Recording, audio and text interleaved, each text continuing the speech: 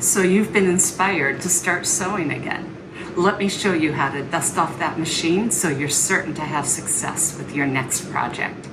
I'm Paige from m.a.b.e.l, and I believe that quilting is the original form of repurposing. I take damaged old quilts and turn them into clothing and accessories for the modern maker. And today I'm going to show you how to prep your sewing machine for sewing with heavier fabrics or any sort of fabric for your next project. The first thing you need to check is to make sure that you have your machine and all of its components and that they are usable. So your machine, that goes without saying, you need the power cord and your foot pedal. You should plug it all in and make sure that everything turns on.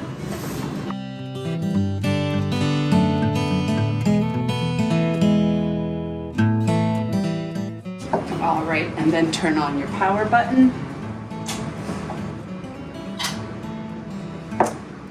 And you should be good to go once we've checked all the other components out. I am going to turn the machine off while we do a quick clean.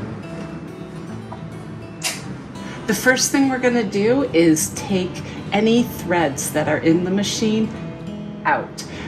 Most people pull like this and bring the thread back towards the spool. However, it's better to pull from how the machine would sew. That's the mechanism that the machine is used to feeding thread. So this is gentler for your machine, right? So we have no threads up here. The next portion is we are going to look under the plate to make sure there's no dust down by the bobbin. Every machine is different. Most machines have a few screws on the plate. If you have your machine's accessories kit, and depending on the machine, some machines, the accessories kit is in a little contraption at the front that folds down. This machine came with a separate little box. There should be a screwdriver in there so you can unscrew that plate. This machine has a different mechanism.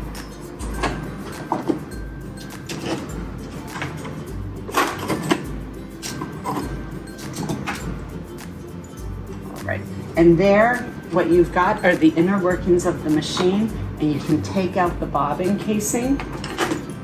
Your machine might have come with a little brush. If you do not have that brush, you can use a makeup brush, or you could use a toothbrush, an old toothbrush, very soft bristles. A makeup brush also works well. And then just gently clean out any of the dust you see in the bobbin casing and around the mechanics of the machine, and even up here where your needle goes into effect. Once you have the dust out of there, you can replace the plate. Again, if it was one that needs to be screwed in, your machine accessories case probably contained a little screwdriver. Use that screwdriver to screw it in. Next up, we are going to use a needle. We are going to insert the needle. For our project, we are using a size 12 needle. Needles are flat on one side, and that helps you insert the needle properly. Make sure that it goes all the way up, and then tighten the screw. You can tighten it with your fingers, and then just give it a little bit more of a twist with the screwdriver, right? So the needle is there. Our next step, we are going to wind the bobbin. Again, every machine is different. Every machine takes different size bobbins. So use the bobbin that comes in your accessories kit. Most machines on the top of the machine have guidelines you should follow to start your bobbin, to wind your bobbin. On my machine, it is the dashed line. So I am following the dashed line, one around that little screw, with there is a little hole on the top of the bobbin.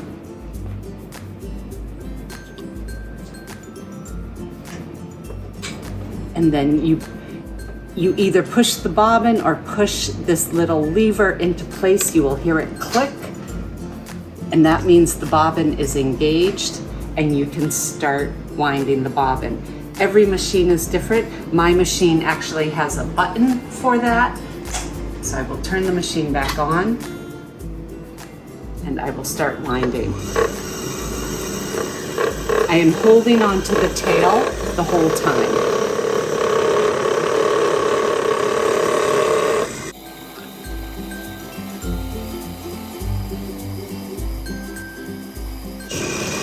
When the bobbin is full, the mechanism will disengage. And the bobbin is ready. So cut the little tail off and cut the thread off. Your bobbin is now ready. We are going to put the bobbin in the bobbin casing. This is our bobbin casing. This machine has a top load. So top load machines, you want the bobbin to be here and the thread to fall off the left so it makes like a P. If you have a bobbin casing that comes out like a front load, you want your bobbin to be a small letter B when you put it in. This one needs to be a P. You insert it, and again, you just follow the guidelines. You get it under that clip, 1, 2, and then you put the top back on. That is ready. The needle is ready. Now let's thread the machine. So we are going to follow the guidelines, the solid guidelines to thread the machine, starting with 1, and then 2, and then 3. And then we're going to come and now thread around the front of the machine. Step 4, step 5, 6, back down 7. So once you have it through the hook, you'll bring it behind that little hook there. And then some machines even have an additional hook right around where the needle is.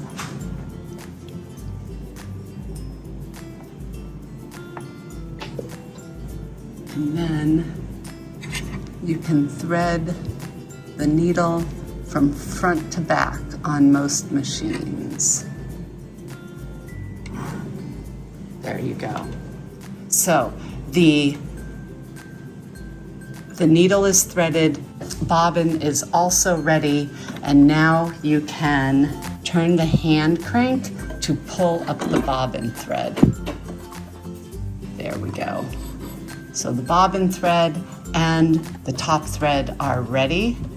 I put both under the foot and send the 2 threads to the back of the machine. We are now ready to sew. Before you start any project, it's important to do some test stitches to make sure everything that you've just done is working smoothly. If you're participating in my Maker Caddy Make Along, I've included some scrap fabric that's about the same weight as the quilt pieces you will be using for your Maker Caddy. It's important to use like fabrics to do your testing. So now we're going to test our stitches on a piece of quilt. To do a test run, you want to make sure that the settings are the same as the settings you're going to use in your project. So the default for most sewing machines is a stitched length. We are going to only use a straight stitch, and the default for most machines is 2.4, 2.5. If you have a manual machine, you might have a dial in the front that has a 2, and you might be between 2 and 3. I am going to change our setting to 3, just because that's a nicer stitch length for the bag that we'll be sewing. So I've changed my stitch stitch length. Nothing else will change. I've raised my presser foot, and I am just gonna run a line of stitches to make sure that I like the tension and how it's sewing.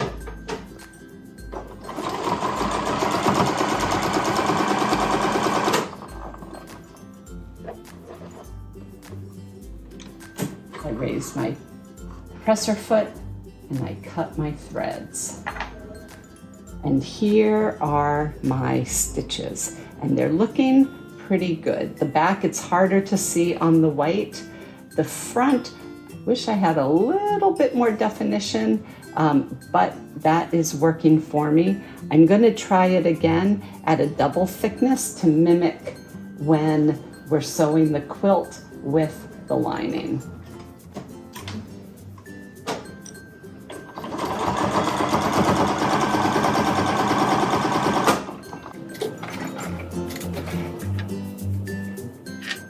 And there we go. Yes, and it is much better. I do like that stitch length, and I think we are good to start our project. When you're looking at your scrap piece, you want to make sure that your stitches are well defined. If you find that underneath, the stitches underneath are not well defined or loose or too tight or too loose, then you're going to adjust your tension on the top thread, which is typically a knob on the front of your machine. If you find that the stitches on top are either too loose or too tight, that's when you might make small adjustments to the top thread, but you might need to adjust your bobbin settings. So just keep that in mind. Typically, sewing machines are set up with a good tension and you should be fine. I hope you enjoyed this little tutorial to get you up and running on your next project. If you're interested in joining my summer Maker Caddy Make-Along, there's a link in the description below. Otherwise, you can hit like and subscribe for more content like this.